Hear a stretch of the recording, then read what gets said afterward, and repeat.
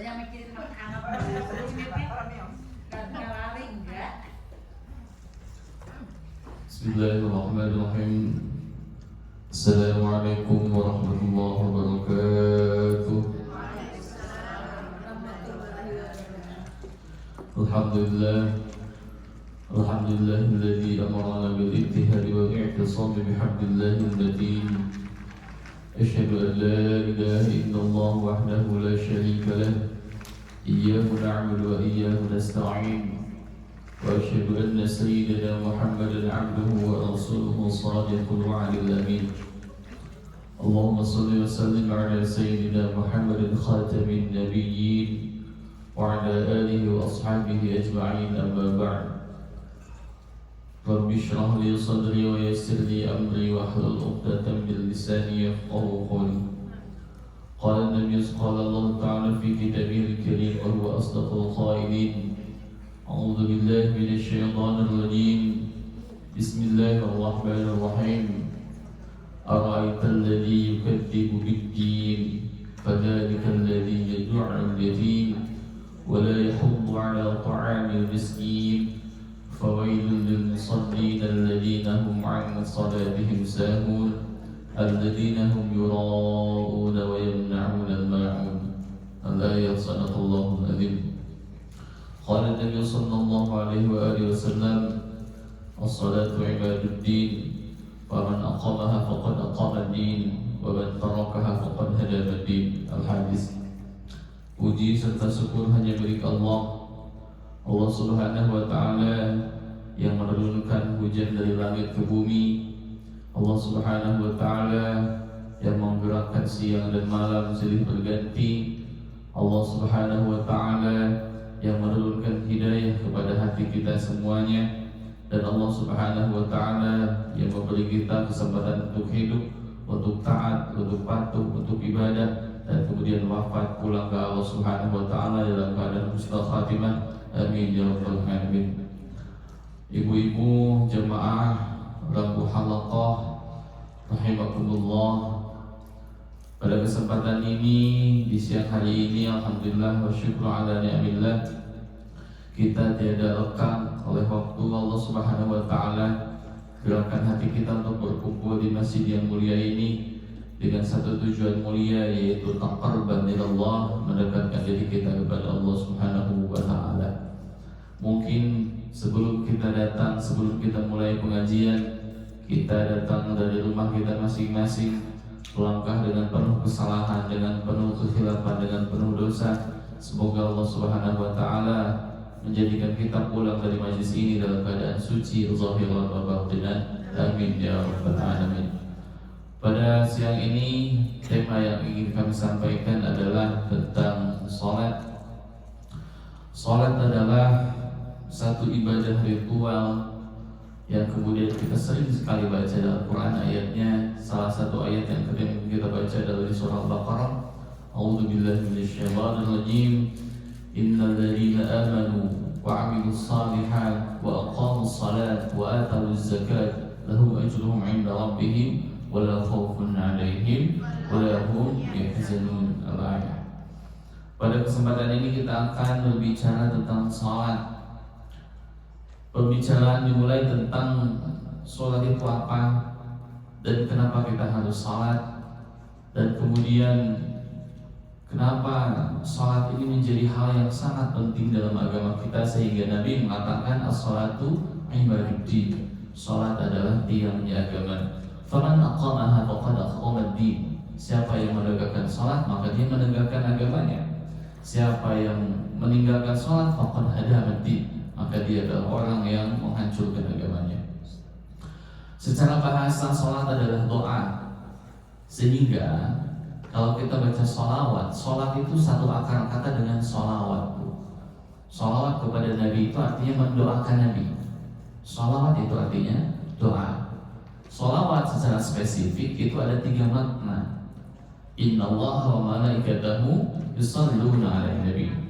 Artinya itu bukan Allah sholat, tapi Allah bersolawat. Solawat di sini sama akar katanya dengan sholat, artinya doa.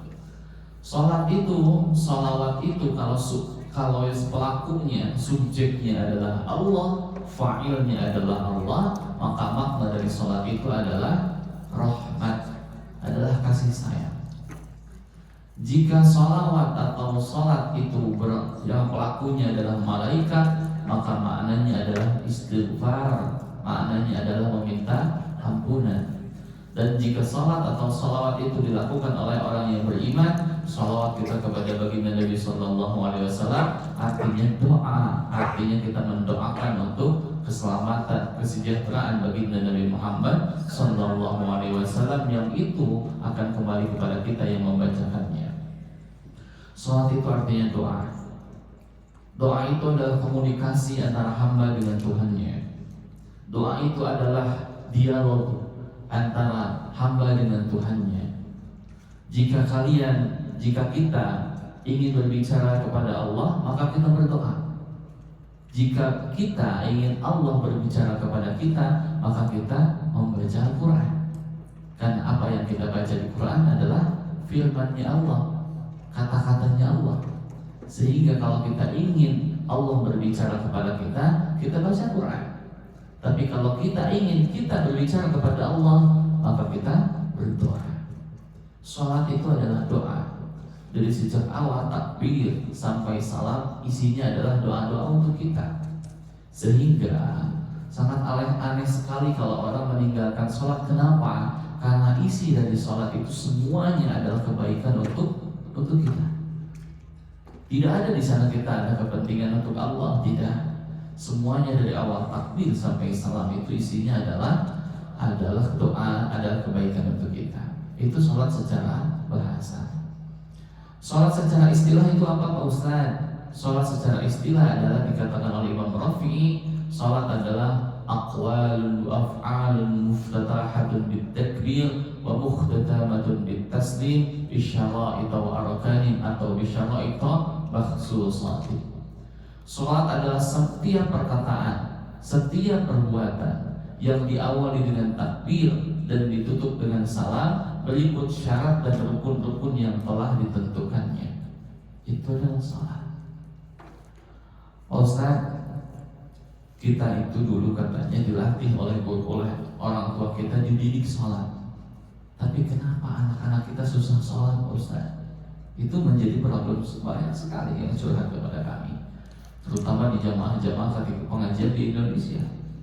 Banyak pengajian di Indonesia itu karena muslim yang mayoritas. Jadi ibu-ibu jangan salah, Muslim Indonesia itu dikatakan mayoritas. Katanya Indonesia sebagai negara Islam terbesar, negara dengan penduduk muslim terbesar di dunia. Apakah itu dihitung yang cuma yang sholat aja? Tidak, termasuk orang yang tidak sholat. Sehingga salah satu keberkahan ada orang yang tidak sholat itu dihitung.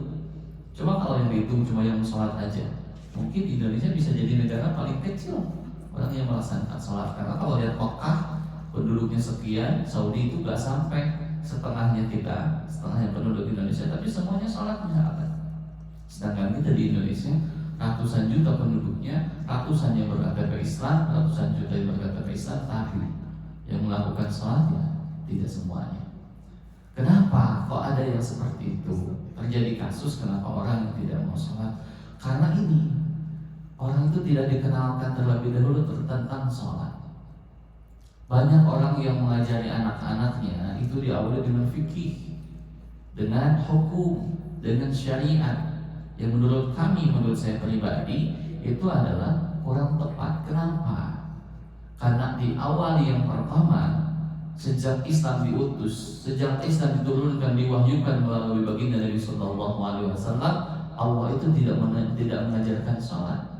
Hal yang pertama Allah ajarkan adalah tauhid dan iman. Sehingga kalau kita baca ayat-ayat Makkiyah itu belum banyak syariat, belum banyak hukum, belum banyak perintah. Apa yang sering kita baca di surah, di ayat-ayat Makkiyah? Ya ayyuhan nasu u'budu rabbakum alladzi khalaqakum walladzina min qablikum la'allakum tattaqun. Kata ulama, u'budu di sana itu bukan suruh ibadah, tapi suruh bertauhid. Suruh bertauhid. Seruan pertama yang melalui lisan baginda Nabi yaitu untuk umat kafir saat itu, untuk kafir jahiliyah saat itu adalah tentang tauhid, mengesahkan Allah. Karena ketika seorang manusia sudah sadar bahwa ada Tuhan, yaitu Allah Subhanahu wa taala yang menciptakannya dari ketiadaan, yang kemudian apa? Yang kemudian yang akan mewafatkannya, yang memberinya rezeki, yang memberinya takdir baik dan buruk. Di sana dia akan kemudian sadar betapa pentingnya kita berkomunikasi dengan Allah. Betapa pentingnya kita komunikasi dengan Allah. Nah, karena kita sering seperti itu. Oke, itu secara istilah. Salat adalah apa? Ritual ibadah yang diawali oleh takbir, diakhiri dengan salam berikut syarat dan rukun yang telah ditentukannya. Baik itu salat secara fikih. Kemudian Ibu, saya ingin sampaikan adalah satu ayat di An-Nisa. Di surah An-Nisa ayat 43 Allah katakan, ya ayyuhalladzina amanu la taqrabus salata wa antum sukara. Ya ayyuhalladzina amanu la taqrabus salata wa antum sukara. Apa kata Allah? Wahai orang-orang yang beriman, la taqrabus salat. Kalian jangan mau salat. Jangan dekati salat. Jangan sekali-kali kalian salat wa antum sukara. Ketika kalian dalam keadaan mabuk, ketika dalam keadaan tidak sadarkan diri. Dulu ketika khamar itu belum haram, Bu. Dulu itu pada awal-awal masa Islam khamar itu halal. Perasaan anggur yang memabukkan itu dulu halal. Belum ada ayat yang mengharamkannya. Sehingga ketika ada satu sahabat, saya lupa apakah Ali bin Abi Thalib kalau tidak salah, Ali bin Abi Thalib sholat dalam keadaan mabuk, dalam keadaan setelah minum khamar. Yang saat itu khamar adalah halal. Saat itu khamar adalah halal. Kemudian dia apa? Membaca surah Al-Kafirun tidak selesai-selesai. Dia ayyuhal kafirun na'budu wa ta'budu la antum abidun na'budu la ana abidu wa antum abidun. Bahkan yang dia baca adalah yang tadinya harusnya adalah mengatakan bahwa saya tidak menyembah apa yang kamu sembah, malah sebaliknya saya menyembah apa yang kamu sembah. Itu keliru sekali. Kenapa? Karena ketidaksadaran. Jadi ketika sholat dilakukan dalam keadaan tidak apa? Tidak sadarkan diri, turunlah ayat ini An-Nisa ayat 43. Ya ayyuhalladzina amanu la taqrabus salata wa antum sukara. Wahai orang-orang yang beriman, kata Allah, la taqrabus salat. Jangan kalian melaksanakan salat wa antum sukara, dalam keadaan kalian mabuk. Jadi itu seperti itu. Akhirnya sejak saat itu mabuk-mabukan tidak dilakukan setiap sebelum sholat, tapi setelah sholat mabuknya. Karena masih halal, belum haram, masih halal, mabuknya masih halal. Akhirnya setelah sholat isya, sesuatu oke mabuk, ya oke mabuk. Sehingga subuh udah fresh lagi. Tapi tiba-tiba karena seiring berjalannya waktu, sahabat ada yang bertanya, Rasul, emangnya mabuk itu boleh ya Rasul? Bagaimana hukumnya khamar? Nanti dijawab oleh Allah dalam surah Al-Baqarah. Ini kita cerita dulu tentang asal ayat ini. Nanti Allah jawab di surah Al-Baqarah apa ayatnya? Saya harus buka lagi nih. Di juz 2. Di juz 2 yas'alunaka 'anil khamri wal maisir. Nah, ayat itu ya. Saya lupa ayat berapa itu. Surah Al-Baqarah ayat sebelah kiri paling bawah kalau nggak salah ayatnya. Yas'alunaka 'anil khamri wal maisir qul fihima ithmun kabirun wa manafi'u lin-nas wa ithmuhuma akbaru min naf'ihima wa yas'alunaka madza yunfiqun. Ayat 219 ayat Al-Baqarah. Apa kata Allah dalam Quran? Yas'alunaka 'anil khamri wal maisir. Wahai Muhammad, orang-orang bertanya kepadamu 'anil khamri, tentang khamr, wal maisir, dan judi. Qul, katakanlah wahai Muhammad, fihi ma ismu kabir wa manafi'u lin-nas. Dalam apa? Dalam judi dan khamr itu ada dosa yang besar, gitu kan? Ada dosa yang besar, wa manafi'u lin-nas. Tapi ada juga kemanfaatannya. Orang judi bisa dapat untung dia. ada kemanfaatannya. Khamar juga ada manfaatnya, jadi kesalahan-kesalahan, tapi ismun kabir, ada dosa yang besar. Tapi belum apa, wa ismuhuma akbaru min nafihima. Tapi kata ulama, ayat ini itu belum mengharamkan itu. Sehingga tadi yang tadinya semua sahabat itu adalah melakukan apa? Mabuk-mabukan. Kemudian ada ayat latak terus sholat, jangan sholat ketika mabuk. Akhirnya mabuk dihindari, dikurangi. Ada ayat ini lagi. Akhirnya mabuk mulai dihindari lagi. Katanya mabuk itu tidak baik kata agama. Kata Allah mabuk itu tidak baik. Kemudian nanti setelah beberapa saat kemudian datanglah ayat terakhir yang mengharamkannya, yaitu di surah Al-An'am. Ya ayyuhalladzina amanu innamal khamru wal maisiru wal ansabu wal azlamu rijsum min amali syaitan. Orang-orang beriman, mabuk, judi itu adalah kelakuan syaitan. Fajtanibu, maka tinggalkanlah sekarang. Bagaimana Quran mengenalkan tentang khamr? Jadi salah satunya itu adalah sholat itu dilarang ketika dalam keadaan mabuk.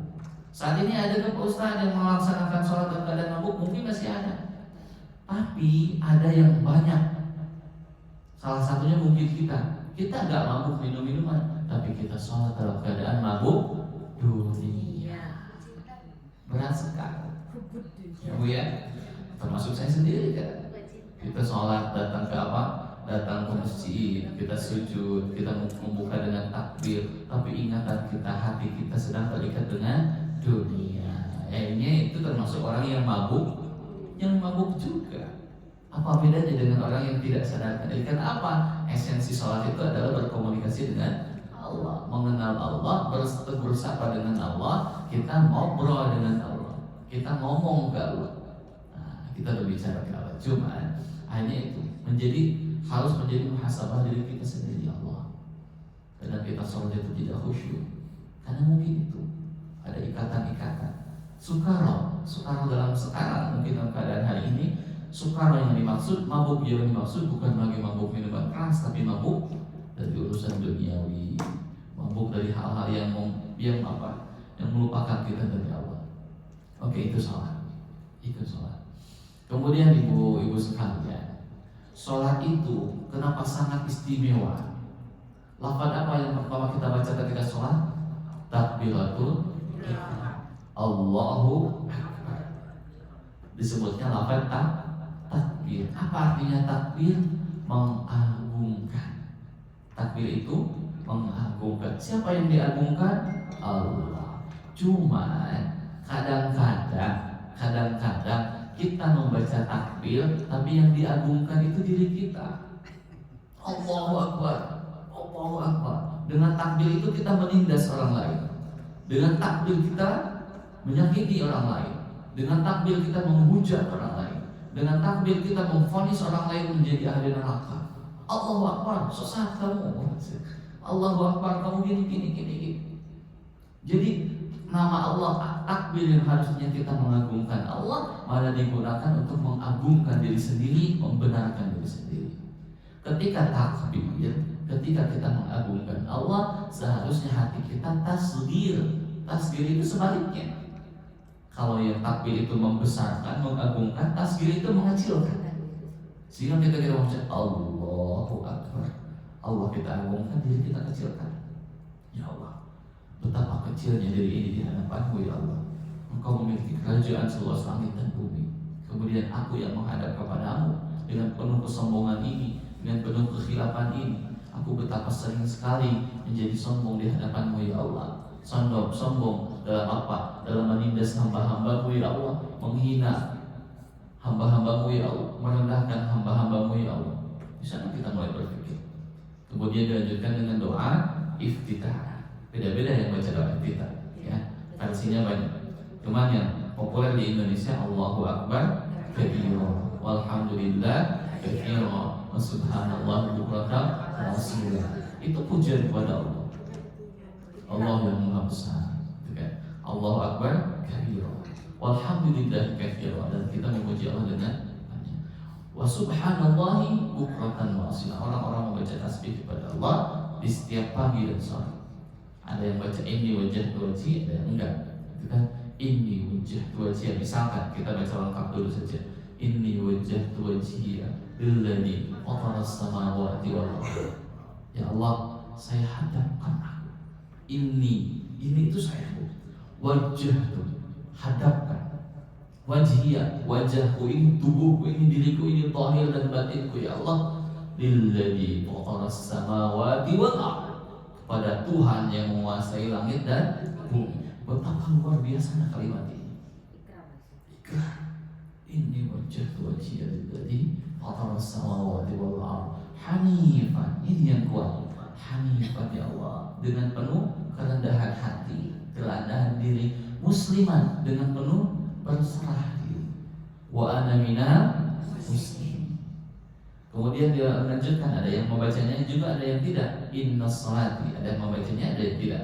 Inna sholati, wahai Allah, sesungguhnya salatku, wa nusuki dan ibadahku ya Allah, wa mahyaya dan hidupku ya Allah, wa mawati serta kematianku ya Allah, lillahi rabbil alamin. Itu semuanya ada di genggamanmu ya Allah. Itu semuanya untukmu ya Allah. Itu semuanya adalah karenamu ya Allah.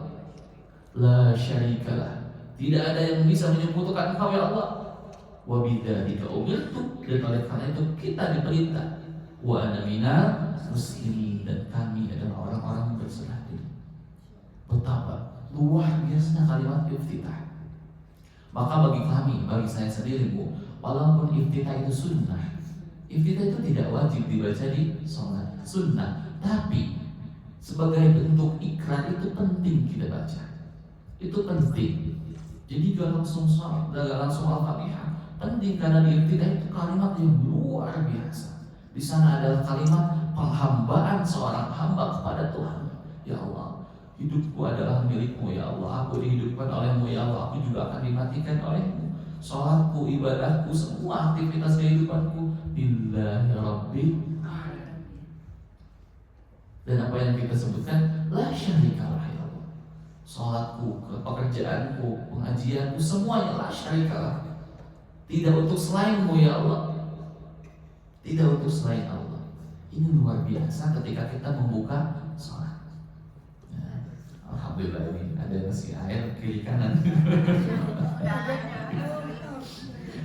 Nah itu luar biasanya ketika kita membaca sholat. Nah itu yang ingin saya baca itu seperti itu.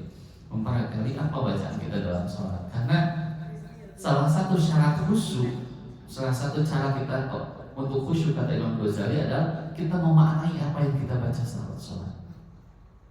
Kemudian kita melanjutkan doa surah Al-Fatihah. Bismillahirrahmanirrahim. Dengan menyebut nama Allah yang Maha Pengasih lagi Maha Penyayang. Alhamdulillahirabbil alamin. Segala puji bagi Allah. Artinya kita tidak layak dipuji ya. Kita tidak layak mendapat pujian. Ya Bu ya. Ada yang kita puji langsung kita bilang alhamdulillah. Oh ibu ini baik, oh ibu ini cantik, oh ibu ini sangat dermawan. Kita kembalikan pujian itu kepada Allah. Ya Allah, saya itu tidak layak mendapat pujian-pujian ini karena saya baik. Engkau yang menggerakkan hati saya untuk menjadi orang baik. Orang yang memuji saya cantik, siapa yang menciptakan saya? Engkau yang menciptakan saya menjadi cantik ya Allah. Saya menjadi salehah, saya menjadi saleh. Engkau yang menciptakan saya. Berikan hidayah, taufik dan hidayah untuk menjadikan saya menjadi orang yang saleh ya Allah.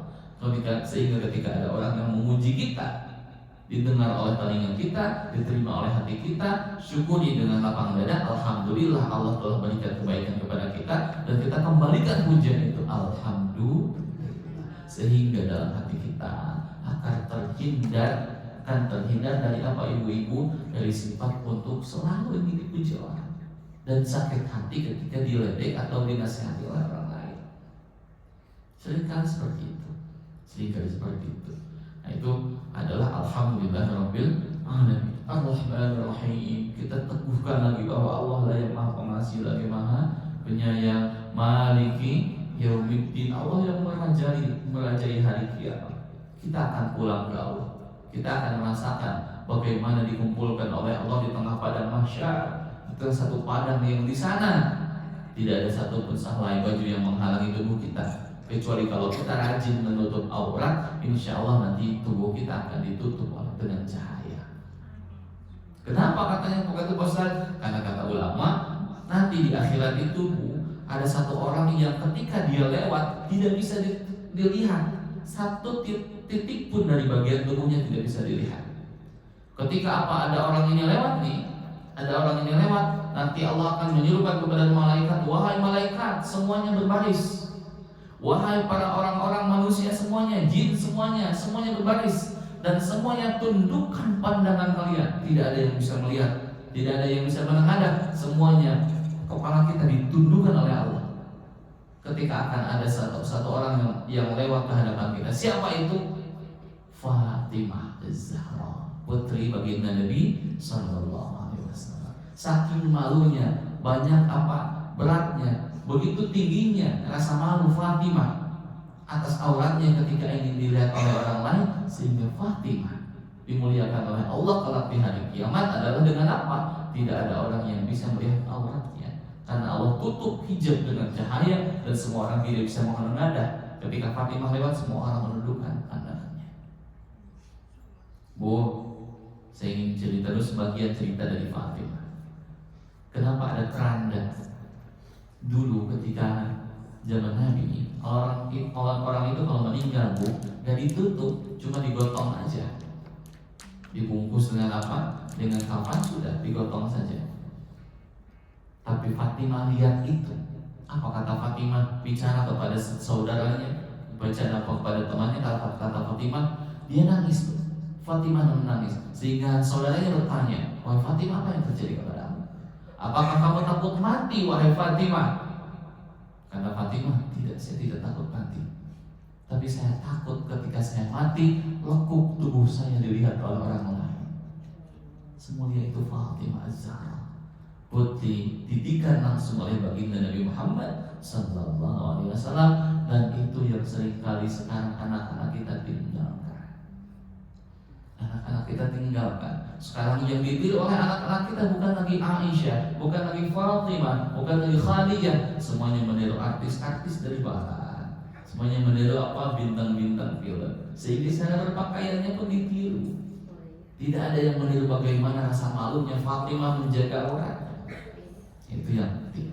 Oke, kembali lagi pada sholat. Iyyaka na'budu wa iyyaka nasta'in.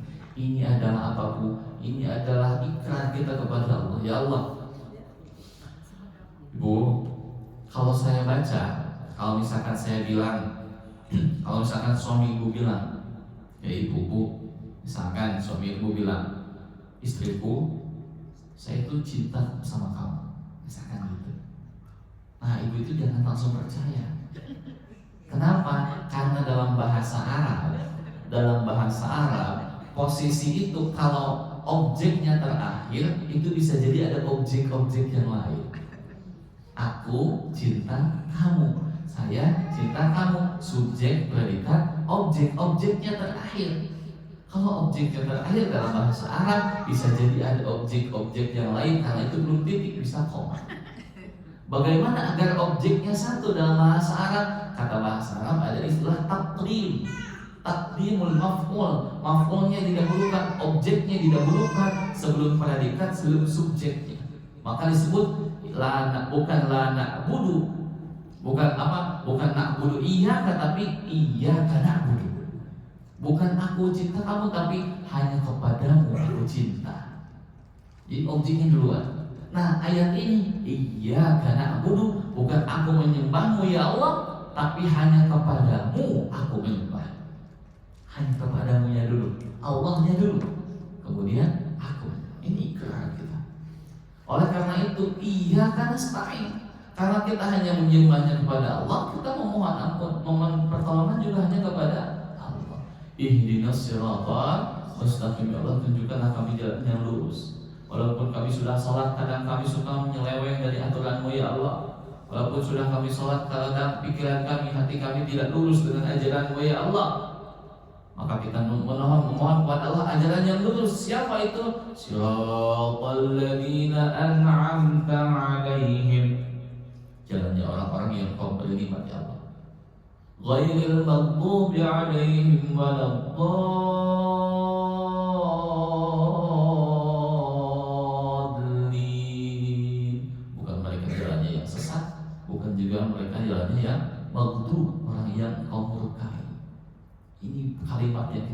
dalam sholat. Luar biasa sekali, luar biasa sekali. Andai kata kita begitu paham dengan maknanya, kita posisikan baca dengan hati, bukan cuma dengan lisan, tapi kita masukkan ke dalam hati kita, ikrarkan dengan hati kita, insya Allah akan terwujud apa yang dikatakan dalam surah Al-Ankabut ayat 45, inna sholata tanha 'anil fahsya wal munkar. Sholat itu menjaga kita dari fahsya wal munkar. Tapi kadang-kadang karena sholat kita masih harus belajar, puluhan tahun kita sholat, saya sendiri belajar sholat dari usia berapa, gitu kan? Terus kalau udah puluhan tahun, udah berpuluh-puluh tahun kita sholat, tapi sholat kita masih belum khusyuk. Salah satunya, termasuk diri saya sendiri, pulang salam kita maksiat lagi. Itu kan sebelum sholat kita maksiat dulu, masya Allah. Tapi itu semoga itu menjadi berkah. Kenapa berkah? Karena ada asma Allah namanya Ghafur, ada nama Allah namanya Afu, ada namanya Ghaffar, artinya Allah Maha Pengampun. Kita tuh gak bisa, kita tidak bisa menginginkan dunia yang ideal, yang di dunia ini tidak ada satupun orang yang bermaksiat, itu tidak bisa. Sehingga dulu itu ada ulama namanya Abu Hasan As-Sadili. Kata ulama Abu Hasan As-Sadili ketika ditanya, ada orang yang maksiat, kemudian ada satu orang yang mencaci maki orang yang maksiat. Harusnya itu kamu itu gak layak hidup katanya, karena kamu maksiat sama Allah. Tapi kata Abu Hasan, kamu gak boleh gitu. Kalau tidak ada orang yang bermaksiat kepada Allah, berarti tidak ada ampunan Allah. Ya, kalau tidak ada orang yang berdosa, berarti tidak ada ampunan. Karena siapa yang mau diampuni? Sehingga salah satu berkahnya ada orang yang berdosa adalah ada ampunan Allah. Ada ampunan Allah. Kita khilaf, kita salah, ya kita pede karena Allah itu punya sifat Maha Pengampun, Maha Pemaaf. Coba kalau Allah tidak punya sifat Maha Pengampun, Maha Pemaaf, kita dosa, selesai kita. Diazab kita, tidak ada kesempatan untuk diampuni. Oke. Kemudian ketika ruku, Allahu Akbar, Subhana Rabbiyal Azim wa bihamdi. Bacanya sama ya dia. Subhana Rabbiyal Azim wa bihamdi. Kita menyebutkan bahwa Maha Suci Allah, Rabbiyya, Tuhan kan, Al-Azim yang Maha Agung, wa bihamdi, dan penuh pujian. Sami Allahu liman hamidah. Allah mendengar kepada orang-orang yang memuji Allah. Rabbana lakal hamd. Sehingga ketika sami Allah kita jawabnya Rabbana lakal hamd. Ya Allah, saya memuji Engkau nih Allah nih. Karena kita sudah bilang sami Allah, Allah itu mendengar. Ya. Maka ketika imam itu baca sami Allah, makmum itu biasanya langsung baca Rabbana lakal hamd. Kata imam, Allah mendengar pujian siapa yang memujinya, langsung makmum memuji Allah. Kita sujud Subhana Rabbiyal A'la wa bihamdi. Wahai Maha Suci Allah yang Maha A'la, Allah itu Maha tinggi. Kalau orang yang ada orang yang mau wafat, kata Nabi kita, orang yang mau wafat itu intaqala ila rafiqil a'la. Rafiqil a'la. Maka orang yang meninggal itu dia berpindah kepada zat yang rafiqil a'la, Maha tinggi sekali. Maha tinggi sekali, itulah. Kemudian dan istimewanya yang disebut sholat itu tadi sudah kita katakan bahwa sholat itu adalah doa. Salah satunya di dalam wudhu iftirash. Apa yang kita baca? Rabbi gfirli warhamni wajburni warfa'ni warzuqni wahdini wa'afini wa'afani. Itu kebaikan kita semua. Rabbi gfirli, Allah ampunilah aku ya Allah. Warhamni, kasihanilah aku ya Allah. Kita memohon kasihani kepada. Sehingga saya ucapkan di awal tadi, takbir itu jangan dengan penuh kesombongan. Ketika takbir kita harus mengecilkan diri kita. Jangan sampai kita minta ampun ke Allah, Rabbighfirli, kita baca Rabbighfirli, tapi hati kita penuh keangkuhan. Hati kita dengan jumawa, merasa paling soleh, paling benar, paling baik. Gitu kan? Maka Rabbighfirli, Allah ampuniku ya Allah. Warhamni, aku butuh kasih sayangmu ya Allah. Apalagi wajburni, tolong berikan keluasan kepada ya Allah. Warfa'ni, angkat derajatku ya Allah. Wahdini, berikan hidayah kepada ya Allah. Hidayah itu bukan cuma untuk orang yang tidak beriman. Kita yang sudah beriman butuh hidayah. Hidayah untuk sholat, hidayah untuk ngaji, hidayah untuk istighfar. Tadi hadinya hidayah itu artinya petunjuk. Wa'afini, dan berikan kepadaku kesehatan ya Allah. Wa'fu anni, dan maafkan segala kesilapanku ya Allah. Itu sholat. Kita sujud lagi, kemudian kita tutup dengan tahiyyat akhir, tasyahud akhir, at-tahiyyatu mubarakatuh salawatu thayyibatu lillah. Di sana kita menghilangkan semua kesombongan. Mungkin ketika takbir, mungkin ketika tasbih, mungkin ketika i'tidal kita masih menyimpan kesombongan, kekotoran dalam kejumawaan dalam hati kita. Tapi ketika kita baca at-tahiyyatul, ya Allah, semua kehormatan, mubarakah, semua barakah, salawat, semua keagungan, thayyibat, yang baik-baik, tulillah, semuanya adalah milikmu ya Allah. Sehingga kita menghilangkan, aku tidak pantas dipuji, kita tidak pantas dipuji, kita pantas untuk dicela, karena kita banyak khilafnya, banyak salah. Assalamualaikum ayyuhan nabiyyu wa rahmatullahi wa barakatuh. Yang Quran kata ulama ini adalah komunikasi antara Allah dengan nabinya ketika Isra Mi'raj. Assalamualaikum ayyuhan nabiyyu wa rahmatullahi wa barakatuh. Kata Allah, wahai Muhammad, keselamatan bagimu. Nabi Muhammad tidak egois, apa kata Nabi? Assalamu alaina wa ala ibadillahi salihin. Ya Allah, keselamatan itu bukan cuma untukku ya Allah, tapi wa ala ibadillahi salihin, bagi hamba-hamba Allah yang saleh juga, bagi penduduk New York yang saleh-saleh juga, bagi penduduk Indonesia semuanya. Itu dapat salamnya dari Allah dan Rasulnya. Dan di sana kita ada tasyahud, ada kesaksian asyhadu an la ilaha illallah wa asyhadu anna Muhammadan Rasulullah. Ini komunikasi yang luar biasa antara apa? Antara hamba dan Tuhannya. Puncaknya tasyahud. Tapi titik paling dekat antara hamba dengan Allah adalah dalam keadaan sujud. Dalam keadaan sujud adalah titik paling intim antara kita dengan Allah. Waktu sujud, di sanalah kita munajat, di sanalah kita memberikan kehambaan ke Allah. Sehingga kalau ada orang yang malas sholat, salah satu dijawabnya adalah ketika ada orang yang malas sholat, kemudian datang kepada kita, kenapa kamu malas? Dia bilang, saya itu malas sholat, gimana ya caranya? Kita kadang saya tanya balik. Apakah kamu ingin bertemu dengan orang tuamu? Kata dia, ingin. Apakah kamu ingin bertemu dengan artis yang kamu idolakan? Ingin. Apakah kamu ingin bertemu dengan presiden? Ingin. Ingin sekali katanya. Ingin sekali. Terus siapa orang yang kamu tidak ingin ketemu dengannya? Musuh-musuh saya tidak mau ketemu musuh saya. Orang yang saya tidak suka itu saya gak mau ketemu. Ada satu si A itu suka jelek-jelek saya gak mau ketemu sama dia.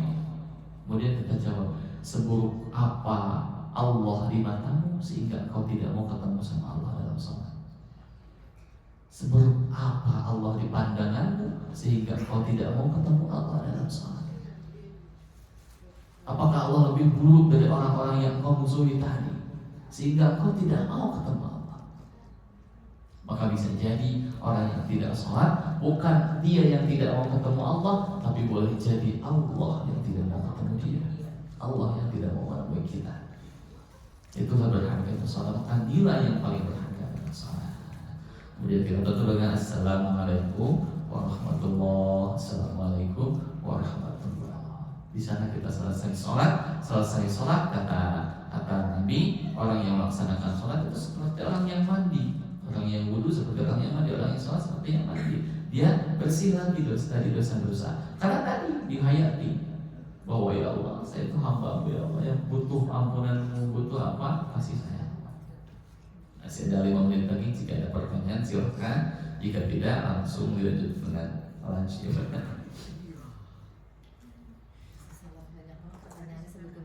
Oke. Untuk khusyuk itu kan ya. Iya. Ketika kita udah takbiratul ihram itu kita ikrar ya Ustaz ya. Ya betul. Jadi awal pertama tuh khusyuk tuh. Terus udah berikutnya itu tuh kadang suka hilang lagi tuh blur gitu Ustaz. Itu satu ya. Terus kedua, ketika kita sujud itu saya ya kadang suka yang paling ingat api neraka kayak gitu, itu benar nggak sih Ustaz kalau begitu tiba-tiba kayak gitu pas lagi sujud sehingga mengeluarkan rasa sedih, rasa ini gitu. Iya. Iya, untuk khusyuk dalam sholat memang seperti itu. Hal pertama, tadi dulu itu pernah ada di Bandung pelatihan sholat khusyuk yang banyak dikritik oleh ulama-ulama. Pertama karena khusyuk itu adalah anugerah dari Allah. Khusyuk itu adalah anugerah dari Allah. Bukan kita yang mendapat, tapi Allah yang memberi kita. Bukan kita yang jadi orang yang khusyuk itu bukan hasil usahanya, tapi Allah yang beri kita anugerah. Sehingga tidak mungkin ada orang yang selama panjang hidupnya hanya dapat sholat khusyuk cuma satu kali, ada saja. Makanya penting untuk sholat terus. Nah, oke, saya ingin katakan satu hal. Bagaimana caranya khusyuk? Ini juga kata guru saya, karena saya juga belum bisa khusyuk. Apa caranya? Pertama, sholat itu kita harus mulai dalam keadaan suci. Ya Bu ya. Kalau kita punya hadas besar, kita mandi dulu. Kalau kita punya hadas kecil, kita berwudu dulu. Kalau ada najis, kita bersihkan dulu. Kita sucikan dulu. Salah satu yang harus kita sucikan adalah hati kita. Kita datang ke masjid, mungkin sudah wudu, mungkin sudah mandi besar, mungkin nggak bawa najis, tapi hati kita penuh kebencian, hati kita penuh kedengkian, penuh sombong, penuh cinta yang dunia yang berlebih-lebihan. Kita bersihkan itu ketika akan sholat. Ya, itu yang pertama. Yang kedua, yang tadi hayati perkataan-perkataan. Boleh jadi ada orang seperti itu diberi khusyuknya ketika di awal saja. Ada orang yang diberi khusyuknya ketika di tengah saja. Ada orang yang diberi khusyuk ketika di akhir saja. Belum tentu orang yang tahu makna apa yang dia baca dia khusyuk. Saya belajar bahasa Arab, tapi saya juga kadang susah menjadi khusyuk walaupun saya paham apa yang imam baca, apa yang saya baca ketika sholat. Ya, itu. Kemudian apakah benar cara khusyuk itu mengingat neraka, mengingat surga, gitu kan? Untuk orang yang belajar benar-benar saja, karena memang kata Allah di surah di juz akhir ayat itu saya lupa ayatnya gini, masalah fi saqar qalu lam naku minal musallin. Masalah kamu fi saqar, kenapa kamu ada di neraka saqar? Kata dia, qalu lam naku minal musallin. Wahai Allah, saya itu sesungguhnya orang yang tidak pernah sholat. Tidak pernah sholat, maka sehingga menjadi penghuni neraka saqar. Ya boleh jadi neraka itu mengingatkan itu, cuma setelah itu kita tingkatkan lagi. Kenapa? Neraka itu bagaimanapun juga makhluk, surga itu bagaimanapun juga makhluk. Sedangkan sholat adalah kita menuju Allah, bukan makhluk. Sehingga harus tingkat. Ikhlas itu ada 3 Bu. Ada ikhlas yang mubtadi'in, ikhlas pemula. Ikhlas pemula itu apa? Ikhlas yang sedang diiming-imingi dengan dunia. Mau sholat duha karena katanya kalau sholat duha banyak rezeki, ya Bu ya. Mau sholat baca al-waqiah karena katanya menjadi kaya. Itu apakah ikhlas? Ikhlas, tapi ikhlas yang pemula. Ya. Yang kedua ada ikhlas abidi, ikhlasnya para ahli ibadah, para tukang ibadah. Apa ikhlasnya tukang ibadah? Dia sholat tapi bukan cuma ingin kaya, enggak, tapi takut neraka, ingin surga. Sedangkan ikhlas yang paling tinggi adalah ikhlas arifin, ikhlasnya orang-orang arif. Apa itu? Dia gak takut neraka, dia gak mau surga, gak mau kaya, gak mau dunia, hanya karena Allah. Berat sekali ke sana. Saya cuma baru bilang, mungkin saya mubtadiin aja belum. Mungkin kita mubtadiin aja belum.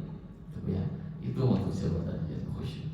Ustaz, artinya kan kita juga harusnya taruh di kepala kita nih sholat ini untuk menjadi bekal untuk perjumpaan kita dengan Allah. Gitu. Iya betul. Berarti kan kita juga ada pengharapan juga, itu masuk dari kemana ya? Dari yang 3 tadi. Iya. Pokoknya kalau tujuannya Allah, ketika sholat didedikasikan untuk perjumpaan dengan Allah, ya kita tidak memikirkan makhluknya. Berarti ikhlasnya ya udah Allah aja. Dekat.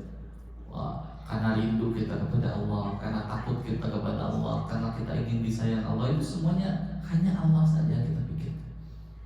Itu ikhlas arifin. Kalau seorang orang itu kalau udah ikhlasnya ikhlas arifin, ikhlasnya sudah arifin, mohon maaf bahasa ulama gini, apa yang dia pandang adalah Allah, apa yang dia pegang adalah Allah. yang dia jalan di atasnya adalah Allah. Artinya apa? Apa yang dia pandang selalu mengingatkannya kepada Allah. Oh, katanya ini adalah ciptaan Allah.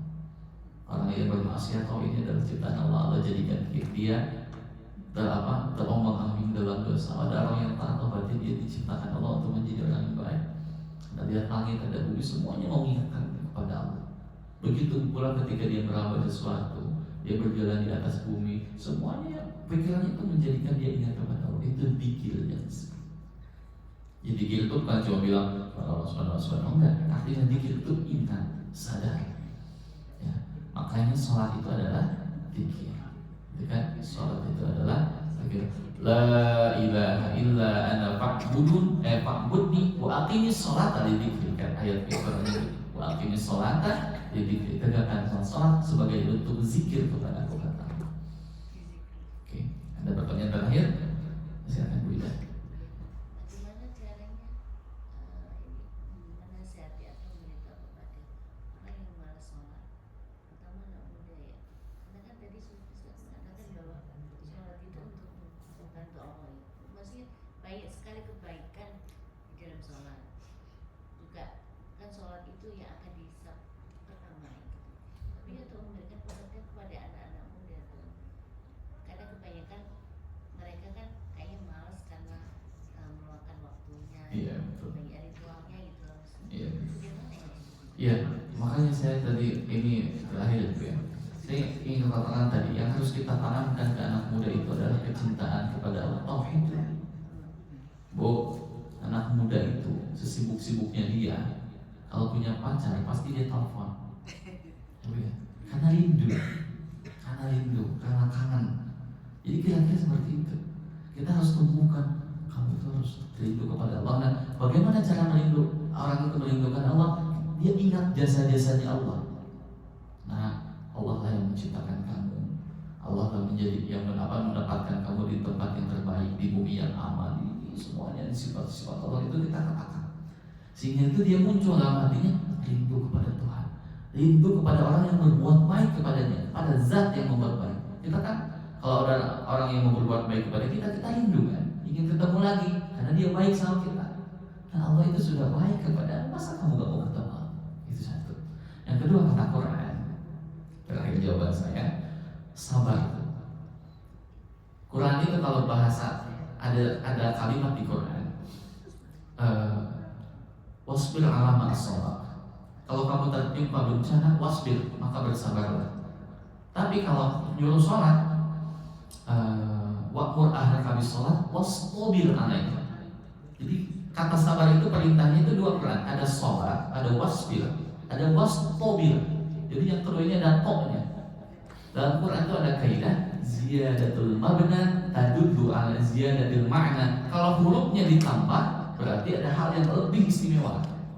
Jadi kalau cuma kita sabar atas gempa, kita dapat musibah nih, misalkan gempa bumi, sabarnya cukup sekali kata Allah, wasbir. Tapi kalau untuk memerintah sholat, wasbir, suwabar. Ya bukan cuma sabar, tapi suwabar kalau kata orang Jawa. Pakai su dulu, suwabar. Ya harus sabar, sabar itu. Sabar untuk melakukan sholat itu pahalanya 900. Tapi kalau sabar gara-gara kita ditempa bencana, pahalanya cuma 300. Waktu itu beratnya sabar atas taat. Mudah-mudahan ada manfaatnya Bu ya. Ada yang satu mungkin saya dengar barusan ada perut sudah mulai keroncongan. Ibu-ibu sudah perutnya sudah keroncongan. Mudah-mudahan ada manfaatnya. Dan saya tadi dikasih tanbih juga ada masalah peringatan juga kalau Ustaz Khalil cuma lewat jam 1 katanya makan siang. Oh iya, ya udah lewat 5 menit tadi. Mudah-mudahan ada manfaatnya. Insya Allah kita ketemu lagi. Karena sholat ini gak bisa didiskusikan dalam satu waktu. Kita insya Allah selalu untuk mereview lagi, memperbaiki diri kita, termasuk diri saya yang paling butuh nasihat dari kita semua. Allahumma fiqlah komentari, mohon maaf atas segala kekurangan dan kekurangannya. Wassalamualaikum warahmatullahi wabarakatuh.